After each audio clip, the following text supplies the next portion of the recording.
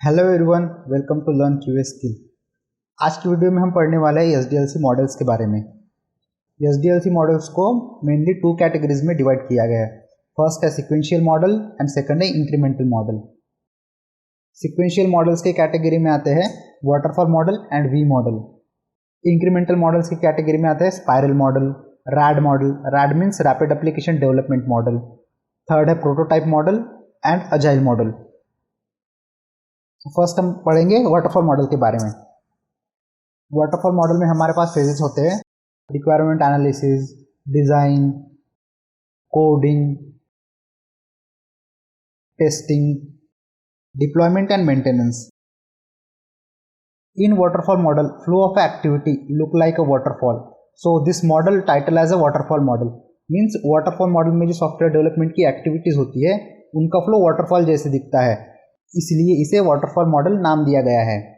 It's a sequential model suitable for small size of the project. ये एक sequential model है जो छोटे प्रोजेक्ट्स के लिए सुटेबल है। Used when the requirement is very known, clear and fixed. इस मॉडल को तभी यूज़ किया जाता है जब सारे रिक्वायरमेंट्स क्लियर एंड फिक्स हो। क्लियर मीन्स सारी रिक्वायरमेंट अच्छे से समझ गई हो और रिक्वायरमेंट में कोई डाउट या कन्फ्यूजन ना हो। Fixed means non changeable requirements. In waterfall model each phase must be completed fully before the next phase can begin with no overlap between the phases. Waterfall model में next phase start होने से पहले previous phase की सारी activities complete हो जाना चाहिए और दोनों फेजेस के बीच में कोई ओवरलैप नहीं होना चाहिए। एट अ टाइम एक ही फेज कंप्लीट होगा, एट अ टाइम दो फेजेस नहीं हो सकते। Advantages and disadvantages of waterfall model. पहले हम पढ़ेंगे advantages. This model is simple and easy to understand and use. ये मॉडल सिंपल एंड इजी है समझने के लिए एंड यूज करने के लिए। In this model processes, actions and results are very well documented. इस मॉडल में प्रोसेसेस, एक्शंस एंड रिजल्ट का प्रॉपर डॉक्यूमेंटेशन होता है। Waterfall model works well for smaller projects where the requirements are clearly defined and very well understood. Waterfall model उन project में अच्छे से काम करता है जहां रिक्वायरमेंट्स क्लियर हो एंड अच्छे से समझ गई हो। नेक्स्ट है disadvantages of waterfall model. Not suitable for bigger and complex project where requirement changes frequently. Waterfall model बड़े एंड कॉम्प्लेक्स प्रोजेक्ट्स के लिए सुटेबल नहीं है जहां रिक्वायरमेंट फ्रिक्वेंटली चेंज होती हो। Not suitable for project where requirement are high risk of changing. Waterfall model वहाँ suitable नहीं है जहाँ रिक्वायरमेंट चेंज होने का हाई रिस्क हो। In middle of the project go back and change requirement are not possible. Means project के बीच में अगर रिक्वायरमेंट चेंज होती है तो पीछे जाके उस रिक्वायरमेंट को इम्प्लीमेंट करना is not possible. For example, application का जो डेवलपमेंट है वो अभी टेस्टिंग फेज तक आ गया है। टेस्टिंग फेज में अगर कोई रिक्वायरमेंट चेंज होती है या कोई रिक्वायरमेंट चेंज की रिक्वेस्ट आती है तो फिर से पीछे जाके न्यू रिक्वायरमेंट को इम्प्लीमेंट करना ये पॉसिबल नहीं है वाटरफॉल मॉडल में। नेक्स्ट है V model. So in V model V stands for verification and validation. V model में जो सॉफ्टवेयर डेवलपमेंट का फ्लो है वो वी की तरह दिखता है, इसलिए इसे वी मॉडल नाम दिया गया है। जैसे आप वी मॉडल में देख सकते हैं ये हमारे पास फेजेस होते हैं: requirement gathering, system design, architecture design, model design, coding, then unit testing, integration testing, system testing, acceptance testing. V model में जो ये लेफ्ट साइड का फेज होता है इसे वेरिफिकेशन फेज कहते हैं एंड जो ये राइट साइड का फेज होता है इसे वैलिडेशन फेज कहते हैं। वेरिफिकेशन फेज में टेस्टिंग एक्टिविटीज परफॉर्म होती है in the form of inspections, reviews, walkthroughs on the project related documents जो requirement gathering, system design, architecture design and module design इन फेजेस में क्रिएट होते हैं। एंड वैलिडेशन फेज में actual software application को test करते हैं। कोडिंग फेज के पहले हमारे पास बस डॉक्यूमेंट्स ही होते हैं तो उन पे हम वेरिफिकेशन टेस्टिंग परफॉर्म करते हैं। कोडिंग के बाद एक्चुअल सॉफ्टवेयर डेवलप होता है तो कोडिंग फेज के बाद हम जो टेस्टिंग परफॉर्म करते हैं उसे वैलिडेशन कहते हैं। वी मॉडल में development and testing activities parallel में होती है। जैसे आप स्क्रीन पे देख सकते हैं, रिक्वायरमेंट गैदरिंग के फेज के पैरेलल में एक्सेप्टेंस टेस्टिंग के लिए टेस्ट केसेस प्रिपेयर किए जाते हैं। वैसे सिस्टम डिज़ाइन फेज के पैरेलल में सिस्टम टेस्टिंग के लिए टेस्ट केसेस प्रिपेयर किए जाते हैं। वैसे ही आर्किटेक्चर डिज़ाइन के पैरेलल में इंटीग्रेशन टेस्टिंग के लिए टेस्ट केस प्रिपेयर किए जाते हैं एंड मॉड्यूल डिज़ाइन के पैरेलल में यूनिट टेस्टिंग के लिए यूनिट टेस्ट केसेस प्रिपेयर किए जाते हैं। तो वी मॉडल में development activities and testing activities दोनों ही पैरेलल में होती है। जैसे हमने वाटरफॉल मॉडल में देखा कि टेस्टिंग की जो एक्टिविटी होती है वो कोडिंग फेज के बाद ही स्टार्ट होती है, लेकिन वी मॉडल में फर्स्ट फेज से ही टेस्टिंग की एक्टिविटी स्टार्ट हो जाती है। Verification is the process to verify the requirements which we have and we are developing the product accordingly और नॉट। मीन्स वेरिफिकेशन एक प्रोसेस है जहां हम रिक्वायरमेंट वेरीफाई करते हैं, means requirement related document like BRS और SRS डॉक्यूमेंट और design document. तो वेरिफिकेशन में हम ये देखते हैं ये जो सारे डॉक्यूमेंट्स है, रिक्वायरमेंट रिलेटेड डॉक्यूमेंट्स है, ये कंप्लीट एंड करेक्ट है या नहीं, एंड जो सॉफ्टवेयर हम डेवलप कर रहे हैं वो इन रिक्वायरमेंट के हिसाब से कर रहे हैं या नहीं। Activities involve in the verification are inspections, reviews and walk through, जो हमने पहले ही पढ़ा है। नेक्स्ट है validation. Validation is the process to validate the product which we have developed is right और नॉट। वैलिडेशन भी एक प्रोसेस है जहां हम ये वैलिडेट करते हैं कि जो सॉफ्टवेयर हमने डेवलप किया है वो रिक्वायरमेंट के हिसाब से बना है या नहीं। Activities involve in here is testing the software application. Means validation phase में जो एक्टिविटी होती है वो एक्चुअल सॉफ्टवेयर एप्लीकेशन के ऊपर जो हम टेस्टिंग कंडक्ट करते हैं या टेस्टिंग परफॉर्म करते हैं उसी वैलिडेशन कहते हैं। नेक्स्ट है advantages and disadvantages of V model. So पहले हम पढ़ेंगे advantages. This model is simple and easy to understand and use. ये मॉडल सिंपल एंड ईजी है समझने के लिए एंड यूज करने के लिए भी। V model is used for small projects where project requirement are clear. Means V model को छोटे प्रोजेक्ट्स के लिए ही यूज किया जाता है जहां रिक्वायरमेंट्स क्लियर हो। This model focuses on verification and validation activities early in the life cycle, thereby enhancing the probability of building an error-free and good quality product। Means V model में verification and validation दोनों activity पे focus किया जाता है, तो error free and good quality software produce होने की probability बढ़ जाती है।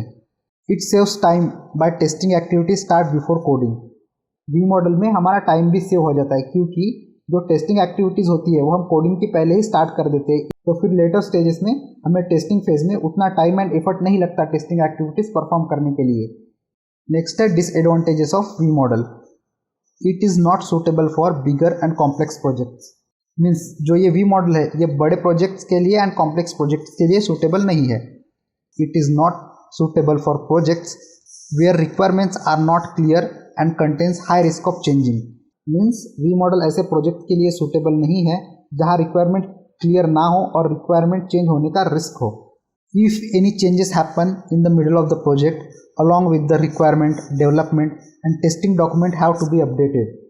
मीन्स प्रोजेक्ट के बीच में अगर कोई रिक्वायरमेंट चेंज होती है तो सारी रिक्वायरमेंट तो इम्प्लीमेंट नहीं कर सकते, बट छोटी मोटी कंसिडरेबल रिक्वायरमेंट चेंजेस इम्प्लीमेंट कर सकते हैं, लेकिन सारे प्रोजेक्ट रिलेटेड डॉक्यूमेंट अपडेट करने पड़ेंगे, like planning document, development document, testing document, और प्रोजेक्ट का कॉस्ट भी थोड़ा इंक्रीज हो जाएगा। नेक्स्ट हम पढ़ेंगे spiral model. Spiral model phases are followed in the iterations. Means spiral model का जो डेवलपमेंट होता है वो इटरेशंस में होता है। The iterations in the model represent the phase of the SDLC process. Means जो ये इटरेशंस होते हैं स्पाइरल मॉडल में ये रिप्रेजेंट करते हैं phase of SDLC process. Means एक इटरेशन में सारी SDLC की प्रोसेस की जाती है। We follow spiral model whenever there is a dependency on the models. Spiral model को हम तभी फॉलो करते हैं जब मॉडल्स के ऊपर डिपेंडेंसी हो, मीन्स एक मॉडल अनदर मॉडल के ऊपर डिपेंडेंट हो। This model is suggested for large and complex project. ये जो मॉडल है स्पाइरल मॉडल, इसे लार्ज एंड कॉम्प्लेक्स प्रोजेक्ट के लिए ही सजेस्ट किया जाता है। Considerable changes are expected. Means अगर प्रोजेक्ट के बीच में कोई एग्जिस्टिंग रिक्वायरमेंट चेंज होती है या फिर कोई न्यू रिक्वायरमेंट आती है तो उसे हम इम्प्लीमेंट कर सकते हैं स्पाइरल मॉडल में। High priority requirements are developed first. In the next phase, few more requirement is developed. These requirements are integrated to the existing application। Means high priority की जो रिक्वायरमेंट्स होती है उन्हें पहले डेवलप एंड टेस्ट करके deliver किया जाता है, फिर नेक्स्ट इटरेशन में थोड़ी और रिक्वायरमेंट डेवलप एंड टेस्ट करके एग्जिस्टिंग एप्लीकेशन में डिप्लॉय की जाती है। In every cycle new software will release to the customer. Means in every cycle means iteration. In every iteration new software will be release to customer. तो ये होता है हमारा स्पाइरल मॉडल। तो स्पाइरल मॉडल में जो डेवलपमेंट एक्टिविटीज होती है वो इटरेशंस में होती है। हमारा जो इटरेशन होता है वो यहाँ से स्टार्ट होता है, डिटरमाइन ऑब्जेक्टिव्स फेज से। फिर इसके बाद identify and resolve risk phase आता है, फिर उसके बाद डेवलपमेंट एंड टेस्टिंग फेज आता है, फिर ये फेज हो जाने के बाद में सॉफ्टवेयर रिलीज किया जाता है, एंड जब सॉफ्टवेयर रिलीज होता है तो कस्टमर इसे इवेल्युएट करता है, देन नेक्स्ट इटरेशन के लिए प्लान करता है। ये हमारे ऐसे 4 स्टेजेस आ जाते हैं ना स्पाइरल मॉडल। तो हर इटरेशन के लिए ये सारे फेजेस परफॉर्म किए जाते हैं। ऐसे ही हमारा सॉफ्टवेयर डेवलपमेंट इटरेशंस में होता है और हर एक इटरेशन पे हमें न्यू सॉफ्टवेयर रिलीज करना होता है टू द कस्टमर। अगर इन बिटवीन सॉफ्टवेयर डेवलपमेंट में कोई एग्जिस्टिंग रिक्वायरमेंट चेंज होती है या न्यू रिक्वायरमेंट आती है तो उसे करंट इटरेशन में तो फिक्स नहीं कर सकते। मीन्स जब हमारा एक इटरेशन खत्म हो जाता है तो उसके बाद उसे हम नेक्स्ट इटरेशन में वो सारी जो रिक्वायरमेंट्स है उसे इम्प्लीमेंट कर सकते हैं, एग्जिस्टिंग चेंज रिक्वायरमेंट और न्यू रिक्वायरमेंट। तो इन चारों फेजेस के बारे में हम पढ़ेंगे कि इन चारों फेजेस में क्या क्या एक्टिविटी होती है। सो पहला फेज होता है हमारा determine the objective. This phase includes the requirement gathering and analysis. Based on the requirements objectives are defined and the different alternative solutions are proposed. इस फेज में कस्टमर की सारी रिक्वायरमेंट को कलेक्ट करके एनालाइज किया जाता है। Based on the requirement iteration के लिए गोल डिसाइड किया जाता है एंड कस्टमर को मल्टीपल अल्टरनेटिव सॉल्यूशंस प्रपोज किए जाते हैं। सेकंड फेज होता है identify and resolve risk. In this phase all the possible solutions are evaluated to select the best possible solution. Then the risk associated with that solution are identified and the risk are resolved using the best possible strategy. At the end of this quadrant, the prototype is built for the best possible solution. इस phase में सारे possible solutions का evaluation किया जाता है ताकि हम उनमें से बेस्ट पॉसिबल सॉल्यूशन सिलेक्ट कर सके। देन जो सॉल्यूशन हमने पिक किया है उसमें अगर कोई रिस्क इन्वॉल्व है तो उसे भी रिजॉल्व किया जाता है using the best possible strategy. और इस फेज के एंड में प्रोटोटाइप बनाए जाते हैं जो बेस्ट पॉसिबल सॉल्यूशन हमने पिक किया है उसके लिए। Prototype means sample design. Next phase हमारे पास आ जाता है development and testing. In this phase the well known and mostly required features are developed as well as verified through the testing. At the end of this third phase new software और the next version of existing software is deliver. इस phase में well known या mostly required features को पहले develop and test किया जाता है and इस फेज के एंड में नया सॉफ्टवेयर या new version of existing software customer को रिलीज किया जाता है। अगर ये फर्स्ट इटरेशन है तो नया सॉफ्टवेयर होता है, अगर ये इटरेशन सेकंड या थर्ड टाइम है तो जो हमारा फर्स्ट इटरेशन में एग्जिस्टिंग सॉफ्टवेयर है उसी सॉफ्टवेयर में सारे चेंजेस डिप्लॉय किए जाते हैं। एंड लास्ट फेज होता है plan the next iteration. Customer evaluate the software and provide their feedback and approval. At the last planning for the subsequent phases is initiated. इस फेज में customer developed software को evaluate करते हैं and software में कोई changes है तो feedback या नो चेंज है तो अप्रूवल प्रोवाइड करते हैं। कस्टमर के अप्रूवल के बाद एप्लीकेशन को लाइव इन्वायरमेंट में रिलीज किया जाता है और फिर नेक्स्ट इटरेशन के लिए प्लान किया जाता है। नेक्स्ट है advantages and disadvantages of spiral model. पहले हम पढ़ेंगे एडवांटेजेस। Spiral model is suitable for long term and maintenance project. Spiral model long term and maintenance project के लिए सुटेबल है।